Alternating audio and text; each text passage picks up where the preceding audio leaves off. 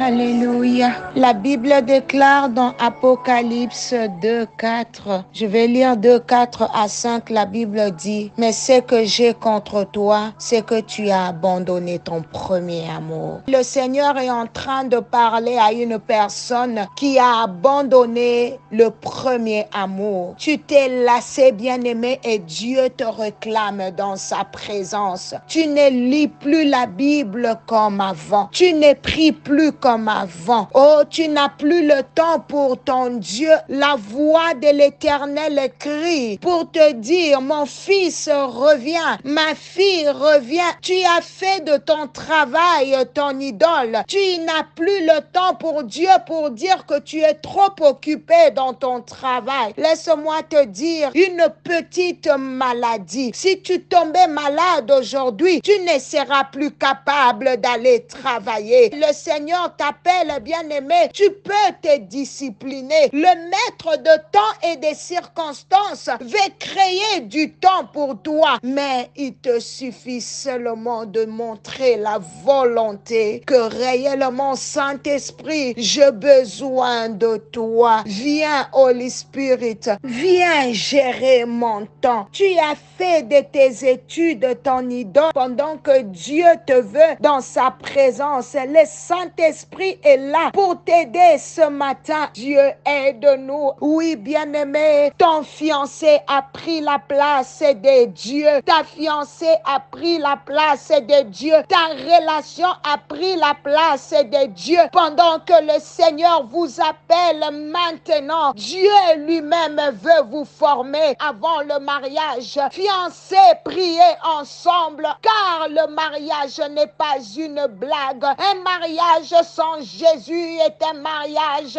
détruit, est un mariage mort, est un mariage froid. Alors Dieu veut déjà former dans le fiançailles. Et je veux parler encore à quelqu'un ce matin. Oui, la relation dans laquelle tu te trouves ne glorifie pas le Seigneur. Même si vous le faites en cachette, sachez que Dieu vous voit. Il est le Dieu qui voit dans le lieu secret. Tu avais bien commencé, mais tu as abandonné le Seigneur. Tu avais bien commencé. Tu étais la fierté de Dieu. Mais regarde ce que tu fais. Dieu te voit. Dieu voit cette relation secrète. Et il te dit, abandonne cette voie. Je suis venu parler encore à cette catégorie de personnes. Le Seigneur est en train de vous demander de régulariser les choses. Faites les choses proprement. Et ce qui est plus grave encore, certaines personnes, vous utilisez un lit souillé, un lit dans lequel il y avait déjà une ancienne relation et vous n'avez même pas changé de matelas. Vous êtes en train d'utiliser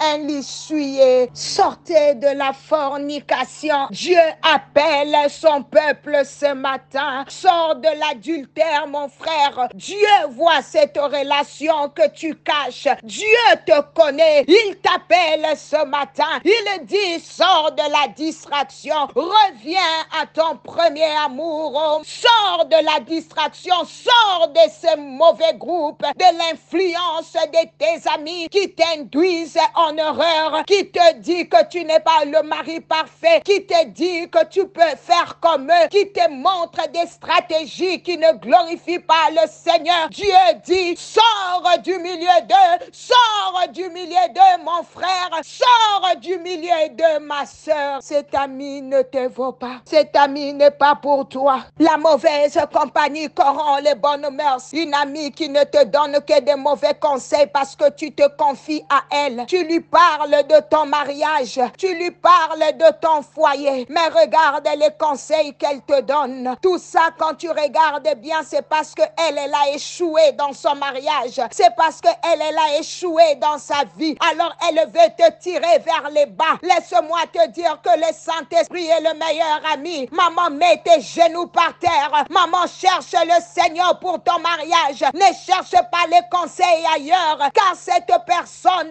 a une mission de détruire ton mariage. mariage, mon frère. Cet ami qui te conseille, lui, il a déjà échoué. Il a changé 2, 3 femmes et tu penses qu'il est un expert. Par contre, il te tire vers le trou. Dieu te dit, reviens à ton premier amour. Fais de lui ton ami. Il va fixer ton mariage. Le verset 5 dit, souviens-toi donc d'où tu es tombé. Repens-toi. Repens-toi et pratique tes premières œuvres. Tu avais fait de Dieu ton ami. Maintenant tu es fatigué. Tu cherches ailleurs. Laisse-moi te dire que ta solution n'est pas dans le monde, mais ta solution est dans la présence de Dieu. Et le Seigneur dit, sinon, je viendrai à toi et je t'ôterai ton chandelier de sa place, à moins que tu ne te répandes. Repens-toi, repens-toi, repens-toi, car il y a une alarme qui sonne. Repens-toi, car la trompette de Dieu sonne. Repens-toi, Jésus revient bientôt. Repens-toi, repens-toi de cette relation. Repens-toi de ce mauvais groupe. Repens-toi de ces mauvais amis. Repens-toi de ces mauvais conseils. Repens-toi de cette nouvelle route que tu as prise. Repens-toi, repens-toi de ces chemins. Retourne à la case de départ pour faire un pas de l'avant. Repens-toi, bien-aimé. Tu habites dans une même maison avec ton copain, mais vous n'êtes pas mariés. Non, non, non, non, non, non, non. Vous vous comportez comme des mariés, mais vous n'êtes pas mariés. Ce n'est juste une copine. Ce n'est juste un copain. Dieu